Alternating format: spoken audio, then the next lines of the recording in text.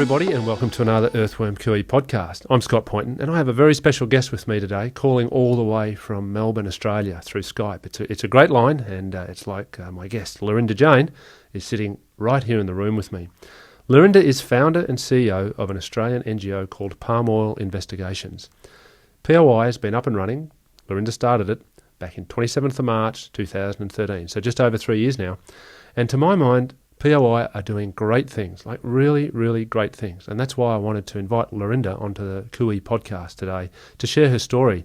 How are you going, Lorinda? You're a long way away, but you sound like you're right here with me. Yes, I'm doing well. How are you going, Scott? Yeah, pretty good. Beautiful weather here in Switzerland. We've got sunshine today. Summer's starting to break through. What's it like over there in Melbourne? Yeah, it's been a little bit cold last couple of days, a bit of rain, but the sun's going down now, so it's been a nice day actually. Good on you. Well, look, winter's coming on, but look, tell us a bit about yourself. I'm fascinated by your story and how you came to set up Palm Oil Investigations.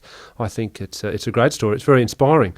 You've taken a big risk. You've jumped out of your traditional career path that you were on, that you've been working on for many years, to set up this really, really great little NGO, and we'll come to talk about the work of POI in a minute. But tell us a bit about yourself, Lorinda. My whole life I've been in management roles, like I've managed businesses and from there I started working in the music industry and running hotels, venues, concerts, bit of band management, all of that kind of thing.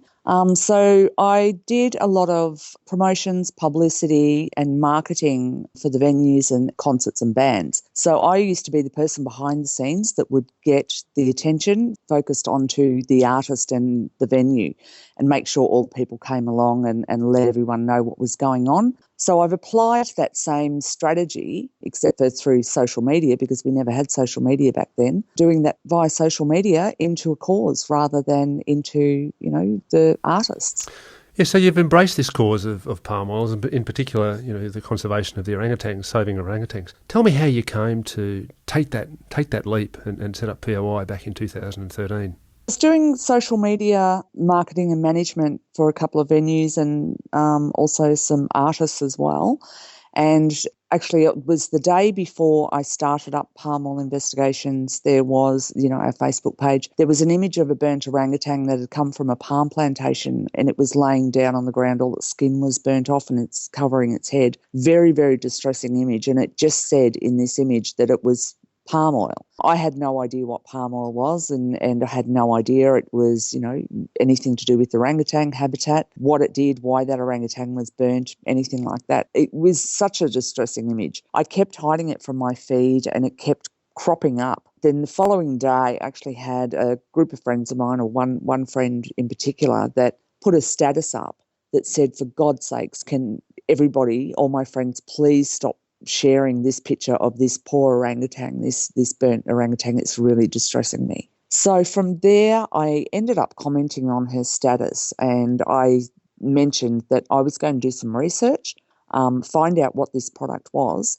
and see whether I could come up with a way to work out what palm oil was, start a page and get the message out there without having to focus on that particular distressing image and maybe tone it down a little bit. And see how I go and just, start up a page. It was meant to be a page for friends, nothing else. And this is what I think is really wonderful about your story. You're a group of mums, you're a group of friends. You've taken a big risk here. You've got your daughter and you've got your work, you've got your career. You're in a safe space in a way. You've got a job. Yep. You've leapt out of that and straight into this Palm Oil Investigations. And as you say, it started off just as an idea where you'd share it between your friends on Facebook. But what happened is that the whole thing took off. It exploded, right? It took off, yeah. Yep, I've gone from a paid position into a voluntary position. So, I was actually, earning fairly good money. I was, doing some really good work. Any famous bands we know? Any famous groups you were supporting in Australia? Yeah, look, I've worked with a lot of famous groups. So, I used to work on the big day out when, back in the early days, I used to have some bands like the, first big festival that was around. I ran a lot of really popular venues on my own and with a business partner. We've worked with some huge acts over the years. Like, they're brilliant. And you've turned away from that and jumped into palm oil. Yeah, jumped into a cause. Focused everything that I've learned in the marketing and, music industry and put it into a cause So gone from a paid position into a voluntary position. Yes, look, I looked at the POI Facebook page the other day. This page you started just 3 years ago. And I think I saw there's something like 183,000 likes and growing. Yep, it's on its way to it's 184. It will be at 185,000 within a week. Yeah, so this is a page you started to share with a couple of mates. Yep. And now you've got over almost 200,000 people on there. You've obviously struck a chord. There's a passion out there. There's a concern. And I know from your page that you're not using shock tactics. You're not going out there putting these dreadful images all over your page to try and, capture people. Okay, there's some images up there that capture people's attention. Some of them we're quite picky with what we put up there. Yeah, and I think that's great. Some things that we just can't share that are too distressing, that really distress us. Yeah. And we've become quite numb to a lot of the images. We see a lot of things from our partners on the ground that are extremely upsetting, and we're very careful with what we share. There are some things that myself and my team, we've kind of got a little meter that, if something appears, maybe it's a little bit too distressing, we will discuss that image and say, will we put that up? How's that sitting with you? And we will make that decision. Yeah, so you've got a team now, and look, you said you started off doing some research into palm oil. Day one, you knew nothing about it. You just had this image of this, terrible situation with this poor orangutan. You've done research. What did you find? Well, it was really interesting. What I actually thought I would do was, I thought, first I'll find out what palm oil was. I found out it was oil that goes into food and personal care products, and it's in, everything that we buy, pretty much 50% of everything that we buy that's on the supermarket shelves. From there, I thought I actually want to find out what it's in, because it's a hidden ingredient in most cases. Very rarely is it labelled as palm oil on the pack. So my research started into what ingredients actually is it, what products is palm oil in. Now, every time I typed something in, what is it in, I would come up with the research results would come back blank. It would show that it was in food and personal care, that's it. Wasn't product specific. What it was showing is a list of palm oil free products, like all the NGOs, and some pages were saying these are palm oil free. I'm like, well, that's all well and good. How do we know what it is in? So I started trying to research products. I first of all went to my pantry, started looking at the ingredients. Now, I always kept a box of barbecue shapes made by Arnott's. They were my favourite snack. Always had a packet of them in my pantry. And I looked at the ingredients and I saw vegetable oil. And from there, I made a call to Arnott's. It's often labelled as vegetable oil, isn't it? Yep. It was just vegetable oil. And I made a phone call to Arnott's customer service and I said, what is the vegetable oil? They said it's vegetable-based. I said, but what vegetable-based is what it? Vegetable is it? What is broccoli? What vegetable oil? And they said it's palm oil. Thought, oh, here we go. Here's my first product. So what I did from that was How did that make you feel? Just sorry for interrupting you, but here's your favourite barbecue shapes, and you've just had this experience with the image of the orangutan, and now you've learnt that, oh dear, here it is in your favourite product. Yeah. I felt sick. I actually felt that I had been unwillingly contributing to what had happened to that orangutan. That's how I felt. I felt that I'd been contributing to the extinction of a species and didn't know about it. And I actually felt like I had, in one way, been betrayed because it wasn't clear on packaging. But then again, I really wasn't sure what it was anyway. I wasn't sure what palm oil was. But once I knew, I actually felt like this is something that I should have been aware of, and it's something that I should be able to identify on packs as to whether I wanted to contribute to that species extinction or not. But mind you, back then, 3 years ago, I also wasn't aware that there was good palm oil and bad palm oil. Okay. I thought that all palm oil was bad. Yeah, now look, I think this is an important distinction because when you've started POI and all of, it's growing, and I know a lot of the companies thought, you're talking about boycotting palm oil and getting palm oil out, and that's never ever been your intention, as I understand it. You've really wanted to focus on giving people information at point of sale so they can make a wise decision. Am I right? Exactly.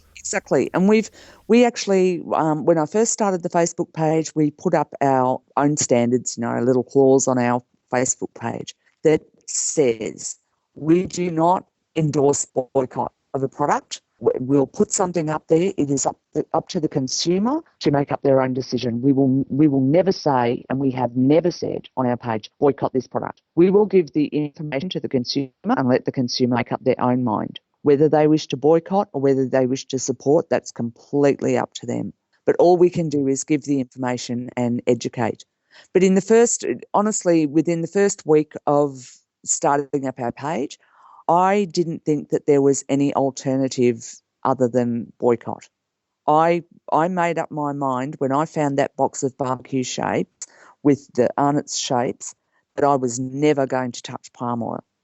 That's how I started until a couple of days in when I started doing more research, because that's all I hardly slept. You're the right person to do that research, I think.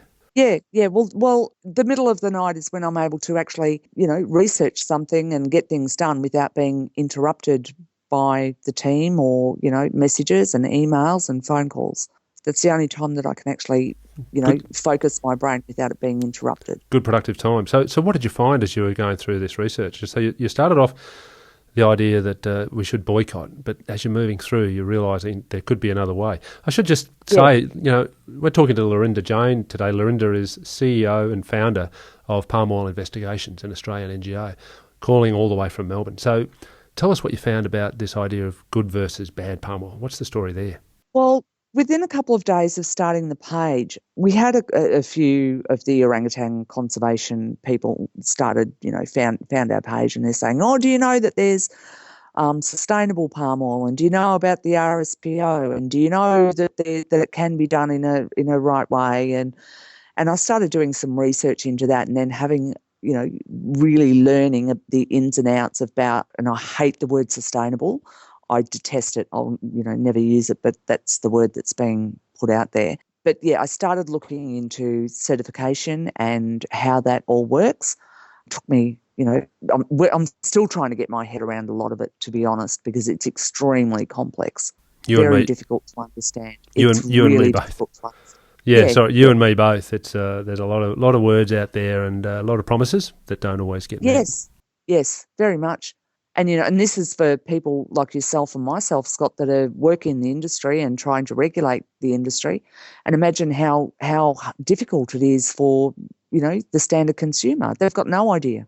And it's not their fault. It's not the fault of them. It's because it's just so complicated and so complex. And there is efforts, I think. Well, there are efforts, let's say, to keep it vague. Vegetable oil is a great example, and some of the derivatives that go into the cosmetics, personal care products. I mean, you wouldn't know that they've come from palm oil. Yeah, what did you do about that? We break it down and explain it to the consumers, explain it like a 2-year-old. That's the way that I express it. That's just my expression. Explain it like a 2-year-old. Get rid of all the crap that's this, that, and assessments and all this kind of stuff that goes into, the breakdown of certified palm oil, and just make it, yes, it's certified, or no, it's not. And just explain it to the consumer and then give them the option. And I think what you've also done is explain, in a way, what certified means, because people will quickly say it's certified, therefore it's sustainable. And I know you've worked hard to say, hold on, it might be certified, but that doesn't necessarily mean it's sustainable. Yeah, or the other way around. Everyone says, but it's sustainable palm oil. Well, sustainable palm oil is not certified palm oil. There's so many differences of the, certification progress. Sustainable is not certified. And then, people saying, but this one's RSPO. So we would have to educate that RSPO is an organisation. It's not the certification. It's an organisation. CSPO is the Certified Sustainable Palm Oil. They're two different things. So trying to explain that and trying to explain the different levels of certification to the consumer. We try and do it as simply as we can. But it's a really difficult task to educate people on, because, I'll go back to the Arnott's post that I did when I found Arnott's. I'll go back to that and track along how we've kind of tracked along. When I found Arnott's, I associated that product with an image, and I've learnt that is good marketing. You instead of just writing a whole heap of stuff about something. You actually simplify it, associate something with an image, and that picture tells a story so that when people look at it, they know exactly what it is rather than having to read, down a paragraph. Well, once I put that image up, that image shared, I think it was over 10,000 shares within a couple of hours. And the page started clicking over, and that's when people started asking, well, is it certified palm oil? Is it this? Is it that? And, at that point, I didn't know. So I had to then do a lot of research on certification. And I found out that it wasn't certified. There was a certain amount of certified palm oil in that product, but it wasn't fully certified. So what was your image? What was the image you used, Lorinda? The image was I grabbed a box of barbecue shapes. I overlaid it on a image of deforestation in Indonesia of freshly cleared land. I then overlaid on that a picture of a mother and baby orangutan. And I can't remember exactly the text, but it was something along the lines of, we need our forests to survive. Do you need barbecue shapes to survive? Barbecue shapes contain palm oil. I think it was something like that. It was just very, very short, sweet image, few words, and that's what did it. And off you went. Shared it. Off you went everyone on the sharing. Shared it. Then the page likes just started clicking over and over and over. And 3 years ago, we could actually see, who was, like, Facebook changes all the times, but we could see who was starting to like our page. And then, I got a little bit panicky because at the start, the first people that it drew attention to were the people from Arnott's. We had Goodman Felder, we had, a lot of these manufacturers all starting to click like on our page. And I was like, we've now got all these, they're probably waiting to see if we put their products up. What was the reaction from Arnott's? Their reaction, they've just left us alone, to be honest. They were all pretty good. They just watched us, but we knew that we were being watched from that point on. So, once we knew that Goodman Felder were watching us, I then went and put up a Meadowlee post. I thought I would just, check what they were going to do about it if we posted their product. Meadowlee margarine made by Goodman Felder. I put up that post and I thought, we'll see if we get into trouble. Containing palm oil. We did. Yep, containing palm oil. And, the Meadowlee, it stated, I can't remember the percentages offhand, but it was something like contains 50% vegetable oil or whatever the percentage was. It might have been 40 or 30. 10% of that is sunflower, 10% of that is canola, and then all these other ingredients. And we were like, well, what's the missing percentage? There's a percentage in there that, those figures aren't adding up. There's another oil. So you got the sense that people were trying to hide the fact that they were using palm oil? Absolutely. When you saw that, when you have a look at the ingredients on Meadowlee, it's quite obvious that it's hidden because they will name every single oil except for that one. Yeah. And you wonder why people do that. And it's sort of like, are you ashamed? And here you are offering a product. And I think the palm oil industry's got itself in trouble with that. The users of palm oil have got it. Why not just be upfront about it?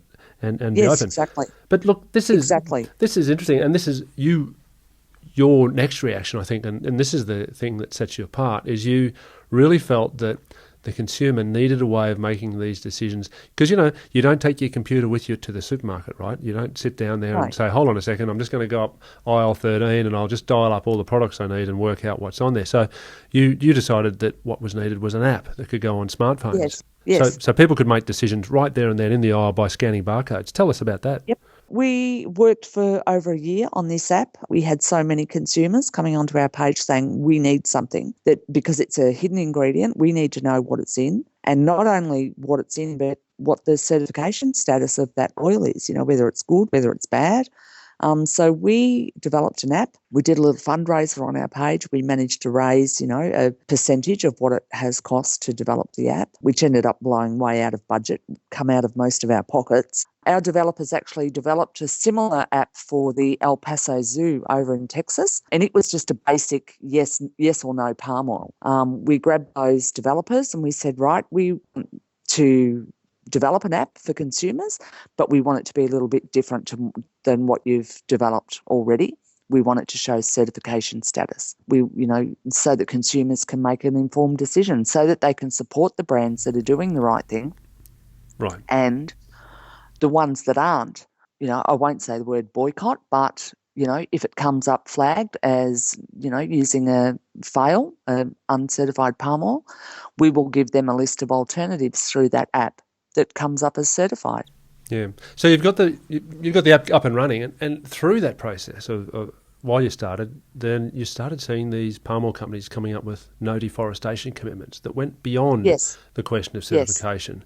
Yes. And I know we've talked about that a lot, but tell me how you grappled with that, and you're really trying to get your head around what these commitments meant.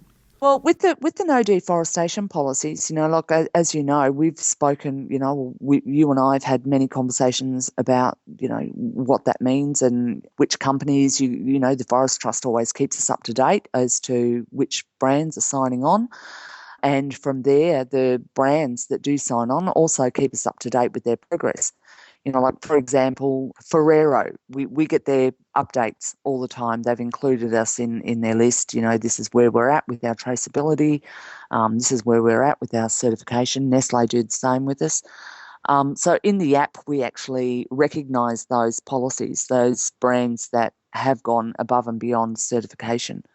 So they get a little, gold star as the top ranking that they have gone above and beyond. And we support that, the no deforestation policies. We understand that it doesn't mean there is zero deforestation in the supply chain, but we do understand that they're trying and they're engaging along their supply chain, and they're trying to remove the deforestation. Because palm oil, no matter whether it's certified or not, it's got deforestation in that supply. Yeah, so look, I think the key word that you guys have done is focused on transparency, because we talked about this, Yes. the fact that palm oil was a hidden ingredient, people were coming up with vague language to hide it, or even if it wasn't vague language, they were listing all the ingredients in their products, which were all these chemical derivatives that no one would have known had originated in palm oil.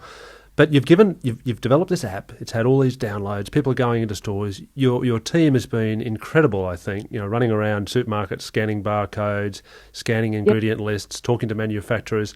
You've really built yourself a strong presence there in Australia, and I know you're branching out into the UK.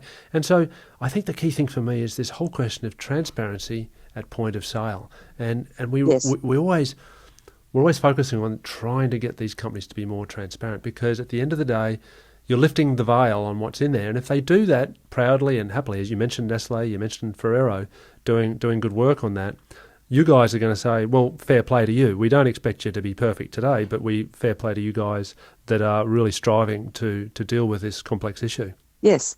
And we keep our word with what we do too. We had a very interesting meeting with Arnott's and their supplier. They hadn't this was just before the app was coming out. They knew that we were putting the app out, and we ended up on a conference call. They got their suppliers. I think they called in from Singapore, I believe, and Arnott's in Sydney, and myself. So we had this conference call, and I explained to them, we kind of play a bit of hardball, and I said, look, we've got this app coming out. You're currently at 60% certified. We need you to reach that 100% quickly. Well, we can't do it, they said. No, yes, I believe you can. And they ended up doing it by the time our app came out. Now, I'd made a promise to Arnott's, and we do this with every single brand, because we will give them an absolute beating on our page if they're not doing the right thing. Once they switch to doing the right thing, we will applaud them and support them through their entire journey, and we will get consumers to support them as well. So once they hit that 100%, and I'm just using Arnott's as an example, once they hit that 100%, they have not received a bad post from us. They have not received, anything on our page in regard to them doing the wrong thing. Everything that we say about Arnott's now is they have done the right thing, and other brands should follow in that suit. And we do the same with Ferrero, Nestle, all those other brands. Nature's Organics are the big leaders in Australia with their, no deforestation, tracking their supply for their, hair care and cleaning products, Earth Choice. And other brands need to follow suit. you're just bringing transparency. I think if we hark back to how you started, you're sitting at home, you're seeing these images about that orangutan. You're worried about it, you're distressed about it, but you've got no way of knowing your link to it, how it happened. And here you've given this tool in people's hands. Everyone, well, not everyone, but a lot of people have got a smartphone now. So the information is now available to them in their hands. I mean, how many people have you got in your team? I know at one stage there was you had people running around, 24 hours a day gathering this information. How's it going now? How many people you got, Lorinda? We have 1, 2, 3, 4. There's about 5 of us. Yeah, so pretty small operation. Pretty small, very, very. We're a tiny team. And I'm the only one that's actually full-time on the issue. We have a board. They come in and help make the decisions when a decision needs to be made, in regard to, for example, put out a barcode scanner app. That is a board decision. So, they come in when that happens. We have volunteers. Currently, we've got 3 volunteers that help on the Facebook page and help monitor and answer all the questions. And myself, that is there, doing all the other work. And plus, Mel, who is one of our team, she's fabulous. She runs all the back end of the app. We trained her up how to do that, and she does all the research. She's our head research and ingredient researcher. She's out there. She's contacting the brand. She's, getting hold of the certification. She's loading the products now. And we've loaded, I think it's around about 150,000 products into that app, one by one. It's extraordinary.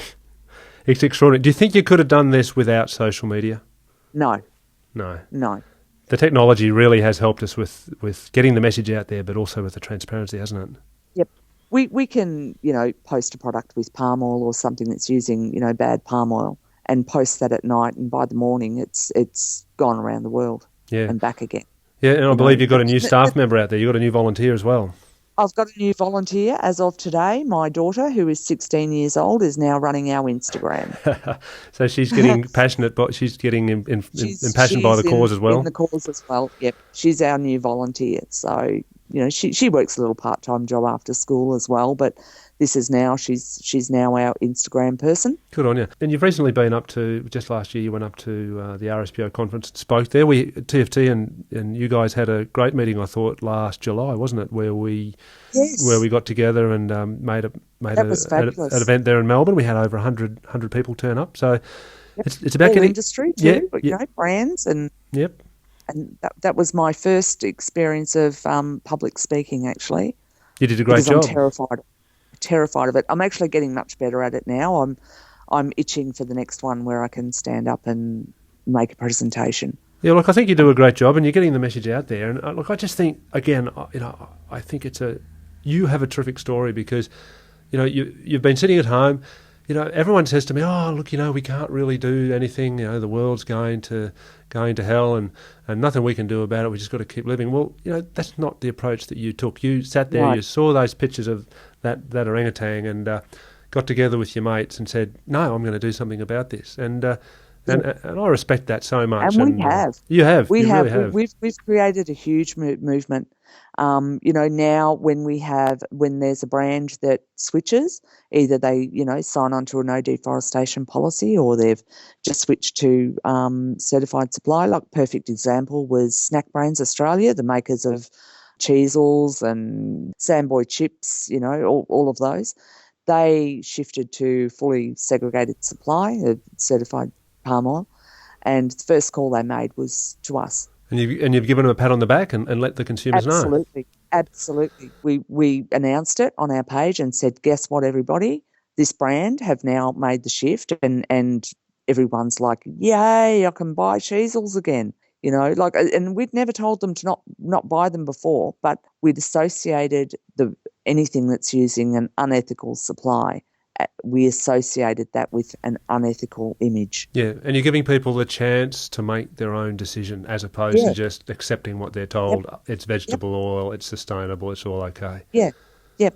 You know what's been the hardest thing, Scott? Tell me. In regard to this entire palm oil issue is finding a balance, and we're still struggling with it. It's finding that balance to educate people that there is a good and there is a bad. Yeah. Now, to try and get people to take action and put pressure on the brands that aren't doing the right thing. You need to be able to show them the bad side of palm oil. Otherwise, they're not going to take action. They're going to think that the whole world over there is hunky-dory and all going smooth. There's no such thing as extinction looming for these beautiful species. The only way they're going to take action and put pressure on these brands is to show them the bad. And that is from the rescue teams, that are pulling orangutans out of these plantations that are completely pelleted with bullet holes and slaughtered, and show the illegal deforestation. Right, so that's one side of the coin. And then the other side is trying to also show it's a good oil and that it can be done in the right way. And getting that balance is really, really difficult, because often after you show a bad side, then everyone makes up that decision, says, I'm never touching that again. I don't want, dead orangutans in my chocolate. Right. And it's so, so difficult to then turn around and say, well, okay, we've just posted something really horrific. Well, not really horrific, but, well, it is horrific. It is horrific, isn't it? When you see these orangutans full of bullet holes and full, this terrible cruelty happening over there in some cases. Showing that there's elephants that have, whole herds being poisoned in Sumatra, and explaining that that's happening, but then also trying to come up with a way to say, well, that's one plantation, that's not all plantations. And so then when you try, and I believe this is why people don't want to label it, because then when you try and show that there is a good oil, there's some people, real diehards, that turn around and say, well, I don't care whether that's good oil or not, they've just poisoned a herd of elephants. Yeah. You've just shown us that. Well, I think you're grappling with that. Hard. Yeah, you're grappling with that, and but I think there's not too many people better out there that grapple it than you, Lorinda, because you are one of the people, and this is the thing. You're a mum, and you go to the supermarket and you buy the stuff yourself. You want to know, so you understand the people, those 185,000 people and more that are signing up to your Facebook page. You're one of them. You're a punter. Yep. And I love that about your work, and I just think it's absolutely a magnificent story that you've jumped into this with such great passion. You've taken huge risks, leaving your career. I know you've had personal threats along the way as well, which have been pretty unpleasant. Yes. Have you got any regrets about it? I mean, are you loving what you're doing? None. Absolutely none, except for the fact that I'm exhausted. I'm really exhausted. The only other regret that I have is, that we've raised a lot of money. And that's not a regret really. We've given a lot of money to the organisations and to the rescues where we've gone without. We've suffered for it. Mm-hmm. That is one regret, because everything that we do, we've done for nothing. Everyone seems to get paid. We haven't quite worked that out yet. And we've sacrificed a lot of ourselves for what we've done. Well, I tip my hat to you. I honestly do, and I just think you're doing a great job. So much respect for what you're doing, and I know you're. Oh, and likewise, Scott. Yeah, well, I appreciate that, but I know that you're constantly thinking, constantly innovating, improving not only what you're doing with your app, but thinking about what you can do more. And for me, it's great to have you in this space working away, and. If that poor orangutan... And there's more to come. There is more to come. If that poor old orangutan that suffered those 3 years ago and died has stimulated something really, really powerful in the work you're doing, Lorinda, and I think the world owes you some thanks, and keep going, mate. Yeah, we will. Nothing will stop us. No, good on you. And look, we will keep going. Let's just watch your Facebook page. So it's Palm Oil Investigations. If people go and search Palm Oil Investigations, they'll find you. Obviously, you're very active in Australia, but I know you're looking at the UK as well. But yes, we've also got an American Facebook page. They're a little bit slower, mainly because we're based in Australia and so much time gets put into what we're doing here. But we're slowly getting the teams together for other countries. Good on you. And look, all of our listeners around the world, do visit Lorinda's Facebook page, Palm Oil Investigations. Have a look at what they're doing. You'll get a sense of the approach that they're taking. I think it's very balanced, it's very fair, it's very firm, which is what you need, and it's making great changes. And the palm oil industry are listening, and you've got a great voice, Lorinda, out there in this space. So thank you so much for your work, and thanks for talking to us today on our Earthworm QE podcast. Yes, thanks for having me, fellow earthworm. Good on you, Lorinda. Cheers. Okay, bye. Bye bye.